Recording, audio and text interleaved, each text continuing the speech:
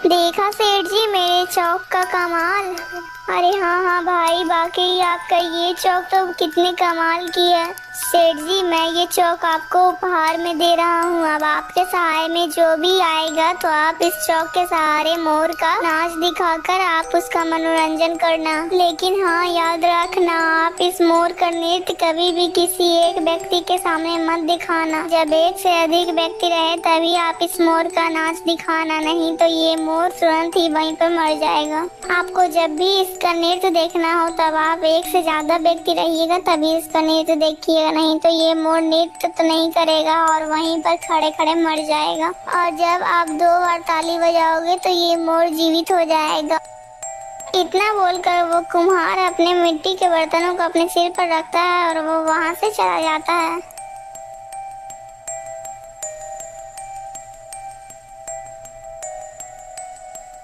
मालिक, क्या ये बात सत्य है या फिर मैं कोई सपना देख रहा हूँ? क्या ये मोर सच में आपके 2 बार ताली बजाने पर नृत्य करेगा? अरे हाँ बिरजू, ये बात तो मैं भी सोच रहा हूँ। क्या ये सच में ये मोर ताली बजाने पर नृत्य करेगा? मालिक, मैं तो कहता हूँ कि आप एक बार इसका परीक्षण जरूर कीजिए। बिरजू के कहने पर उसका मालिक 2 बार ताली बजाता है। ताली बजाने पर वो मोर जीवित होकर नृत्य करने लगता है। तभी उधर से कुछ लोगों की नजर मोर पर पड़ती है तो वो लोग वहीं पर खड़े होकर मोर का नृत्य देखने लगते हैं और साथ ही साथ सेठ की बहुत ही ज्यादा बिक्री भी होने लगती है। ये देखकर सेठ बहुत ही ज्यादा खुश हो जाता है।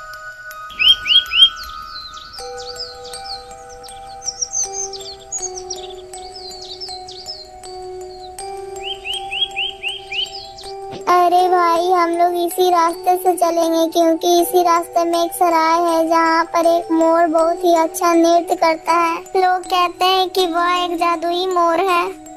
हाँ हाँ भाई, तो हम लोग जरूर इधर से ही चलेंगे। धीरे धीरे यह बात पूरे राज्य में फैल जाती है। अब तो सेठ के सराय में कभी भीड़ खत्म ही नहीं होती थी और अब तो सेठ काफी ज्यादा अमीर भी हो चुका था।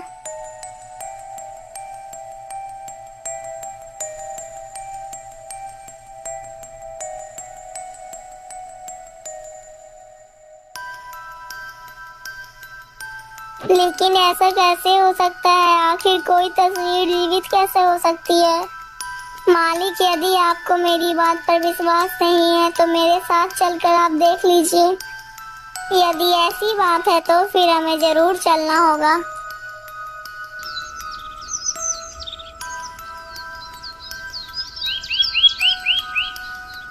इतना सोचकर वह साहूकार अपने नौकर के साथ निकल पड़ता है।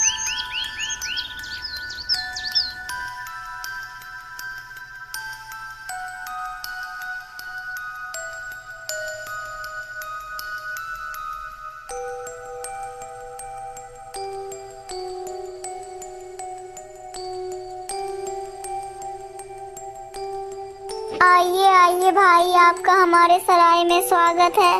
अरे भाई, हम बहुत दूर से आ रहे हैं। मैंने सुना है कि आपके सराय में एक मोर है जो बहुत ही अच्छा नृत्य दिखाता है। हाँ हाँ भाई, आपने एकदम ठीक सुना है। तो फिर आप जल्दी से उस मोर का मुझे नृत्य दिखाइए। हाँ हाँ भाई, क्यों नहीं। पहले आप थोड़ा सा आराम कर लीजिए और थोड़ा सा कुछ खा पी लीजिए। उसके बाद और थोड़े आदमी को आने दीजिए। उसके बाद मैं अपने मोर का नृत्य दिखाऊंगा सभी लोगों को। अरे नहीं नहीं, मैं खाना घर से ही खा कर आया हूँ। मैं तो बस तुम्हारे मोर का नृत्य देखना चाहता हूँ। लेकिन भाई, मैं उस मोर का नृत्य आपको अकेले नहीं दिखा सकता हूँ। अरे नहीं नहीं, मुझे मोर का नृत्य सभी के साथ नहीं देखना है। मुझे मोर का नृत्य अकेले ही देखना है। बताओ तुम्हें इसकी कितनी कीमत चाहिए? अच्छा ठीक है भाई, मैं आपको मोर का नृत्य अकेले ही दिखाऊंगा। इतना सुनते ही वो साहूकार सेठ के सामने एक पोटली भरा सर्फियां सोने की रख कर सेठ के सामने रख देता है। चमचमाती हुई सोने की मोहरें देखकर सेठ के मन में लालच आ जाता है, जैसे कि इतनी सारी सोने की मोहरें उसने पहली बार अपने जीवन में देखी हो। अच्छा ठीक है भाई, अब मैं आपको मोर का नृत्य अकेले ही दिखाऊंगा। अरे सेठ जी, आप ये कैसी बातें कर रहे हैं?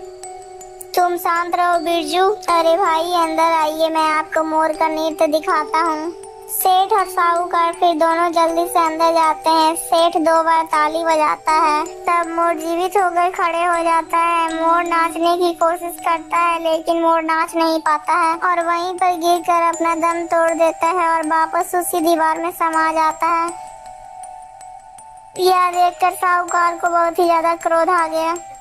अरे ये क्या, ये मोर तो मर गया और यही है तुम्हारे मोर का नृत्य। इतना बोलकर साहूकार सेठ से पैसे ले लेता है और साहूकार वहाँ से चला जाता है। यह सब देखकर सेठ की आंखें फटी की फटी रह जाती हैं और सेठ फिर से ताली बजाकर मोर को जीवित करने की कोशिश करता है लेकिन मोर जीवित नहीं होता। हे भगवान, ये मैंने क्या अनर्थ कर दिया। उस कुम्हार ने तो मुझे पहले ही बोला था कि किसी एक व्यक्ति के सामने मोर का नृत्य नहीं दिखाना, लेकिन मैंने तो वही कर दिया। मैं लालच में आकर अंधा हो गया था। मैंने अपने ही हाथों अपनी बर्बादी का निमंत्रण दे दिया। सेठ पड़े पड़े यही सब सोच रहा था कि तभी उसके कानों में बांसुरी की आवाज जाती है। अरे इतनी अच्छी बांसुरी कौन बजा रहा है? जब सेठ बाहर जाकर देखता है तब वो देखता है कि वही कुम्हार बांसुरी बजा रहा है। बांसुरी की आवाज सुनकर वो मोर फिर से जीवित हो जाता है और उसी कुम्हार के पीछे बांसुरी सुनते सुनते चला जाता है और कुछ दूर चलते चलते वो दोनों गायब हो जाते हैं। बेचारा सेठ दूर से यही सब देख रहा था।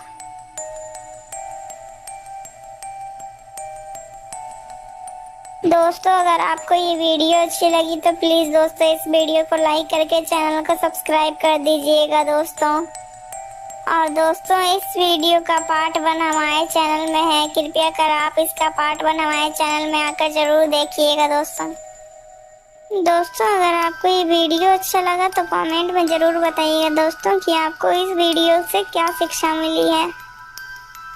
दोस्तों, इसीलिए कहा जाता है कि हमें कभी भी लालच नहीं करना चाहिए दोस्तों। लालच हमारा बहुत नुकसान कर सकता है दोस्तों और लालच आदमी को अंधा ही बना देता है दोस्तों। इसीलिए हमें कभी भी लालच नहीं करना चाहिए दोस्तों। हमारे पास जितना रहे हमें उतने में ही खुश रहना चाहिए। अगर दोस्तों आपको ये वीडियो अच्छा लगा तो हमारे चैनल के साथ जुड़े रहिएगा दोस्तों। ऐसी और कहानियाँ हमारे चैनल में है, आकर जरूर देखिएगा।